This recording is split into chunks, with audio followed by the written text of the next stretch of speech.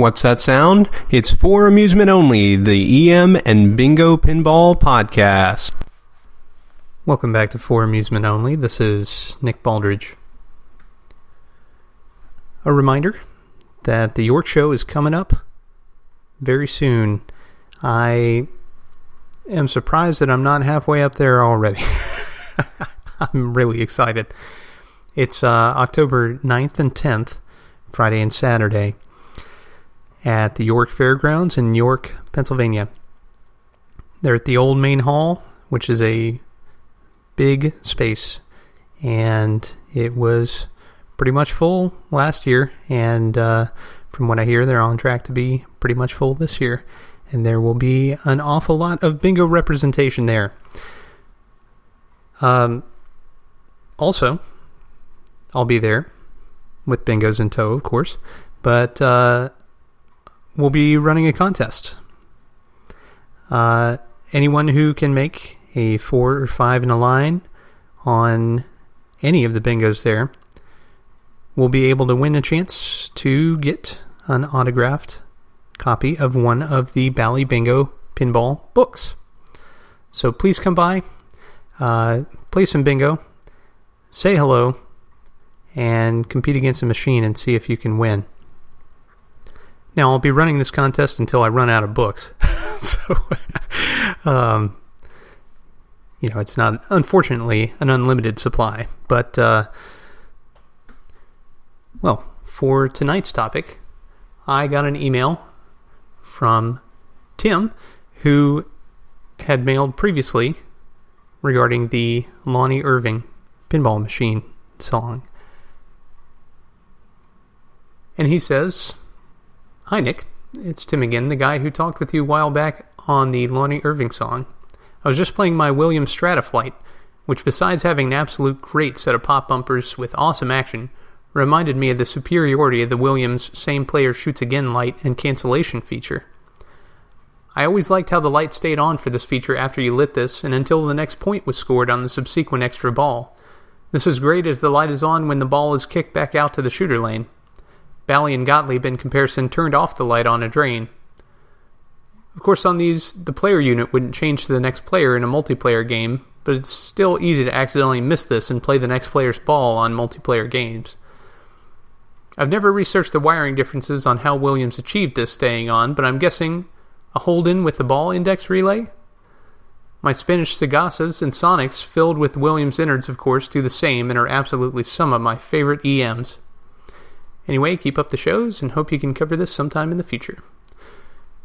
Well, thank you very much, Tim.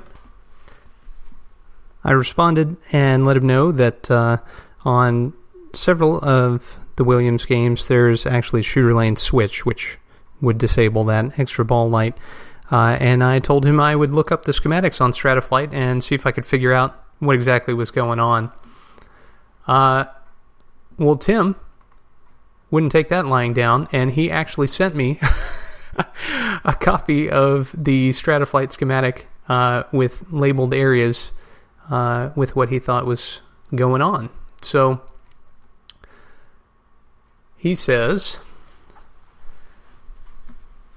"As I'm constantly trying to learn my schematic reading better, I took a look. If I can describe this right, here's what I observe on Strataflight and additional Williams that don't have a shooter lane switch detector.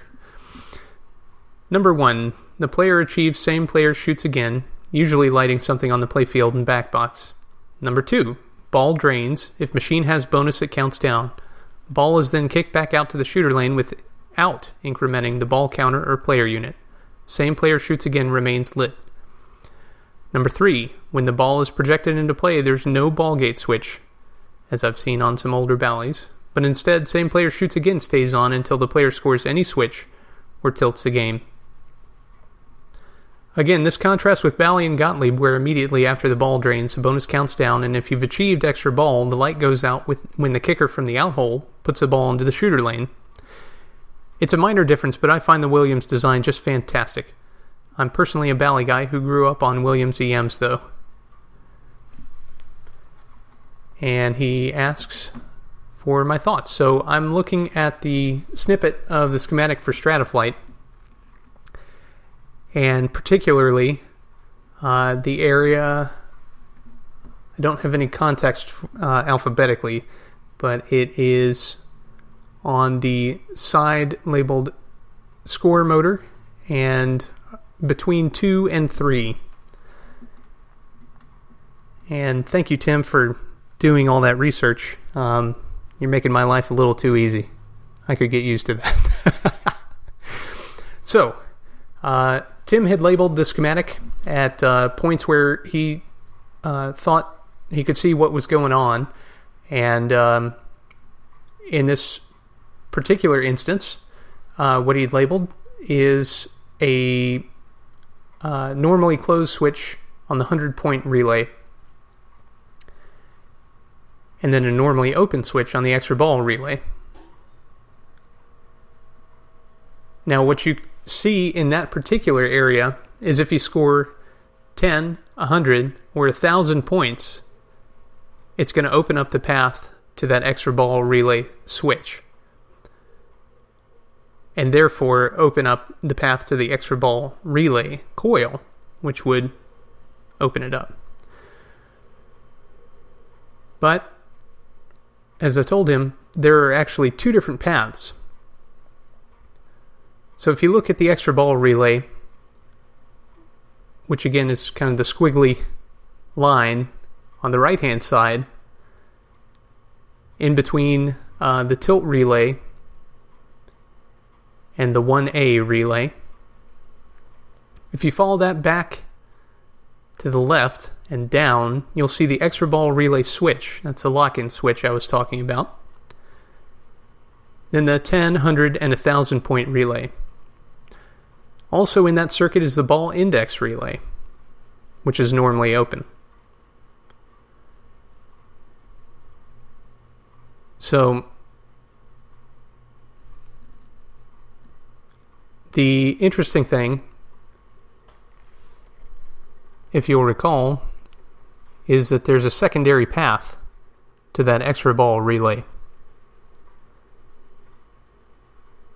And that's the normally closed switch on the ball index relay.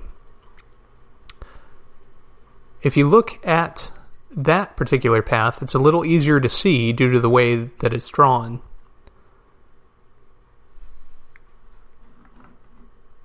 If you look 2 coils up from the extra ball relay, you'll see the ball index relay.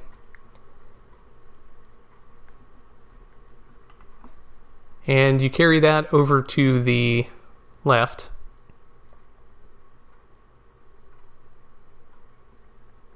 And you can see that it's energized by the extra ball relay normally closed switch, but it's also engaged with the single pole double throw tilt relay switch. It can also be engaged with the ball index relay normally open switch, which itself is powered by the out-hole relay.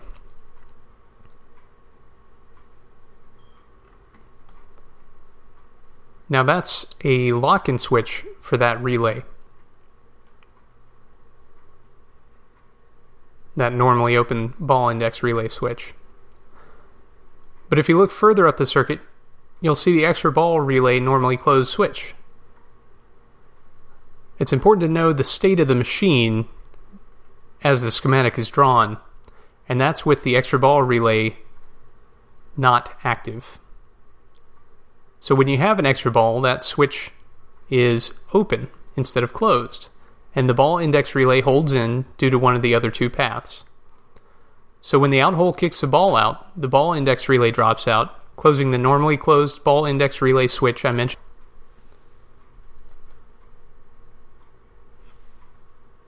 The extra ball relay is still active at this point. When a point scores, the movement of the secondary circuit causes the extra ball relay to drop out, stopping the lamp and removing the ability to just play forever.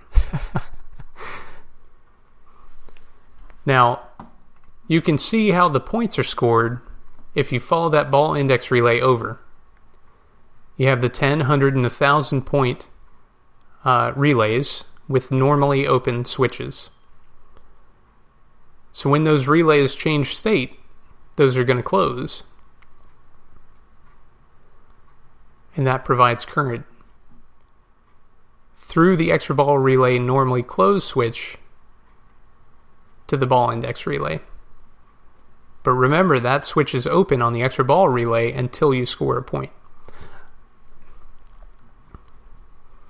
Hopefully that's clear. I think it may have been clearer in my written explanation, but I guess we'll see. It's one of those things where if you're not looking at the schematic, it's hard to know what I'm talking about. But Tim's point is that this is very helpful in a multiplayer game because you're a little more aware of what's going on until you actually score a point. So rather than accidentally taking your friend's turn, you have more of a chance of remembering that you have an extra ball. A good thing. Now, one other thing. Tim had mentioned the ball gate switches, which are typically found on Bally EMs. Those ball gate switches are normally found on our friend the Bingo. So they carried those over in certain circumstances to flipper games, but they were the exception and not the rule. The Bingos all have them because that's an integral part of the timing circuit. So, hope that all makes sense, and thank you very much, Tim, for the show fodder here. You're always welcome to contribute. And I hope you're enjoying your Strataflight. It sounds like a fun game. I've never played one of those. Well, thank you very much for joining me. My name again is Nick Baldridge. You can reach me at foramusementonlypodcast@gmail.com, or you can call me on the Bingos line at 724-BINGOS1, 724-246-4671. You can listen to us on iTunes, Stitcher, Pocket Casts, via RSS, on Facebook, on Twitter at Bingo Podcast. You can follow me on Instagram at nbaldridge, or you can listen to us on our website, which is foramusementonly.libsyn.com. Thank you very much for listening, and I'll talk to you next time.